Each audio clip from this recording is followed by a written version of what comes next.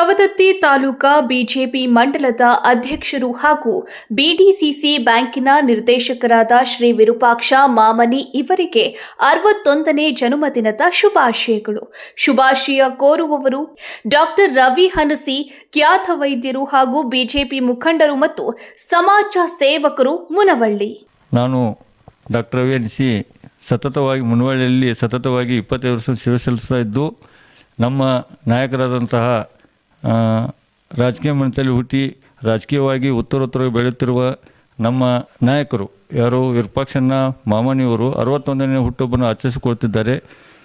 ಮುನವಳ್ಳಿಯ ಸಮಸ್ತ ಜನರ ವತಿಯಿಂದ ಅವರಿಗೆ ಹುಟ್ಟುಹಬ್ಬದ ಹಾರ್ದಿಕ ಶುಭಾಶಯವನ್ನು ಕೋರುತ್ತೇನೆ. ಮಾಮನಿಯವರು ಸರಳ ಸಜ್ಜನಿಕೆಯ ಜಾತ್ಯತೀತ ರಾಜಕಾರಣಿ.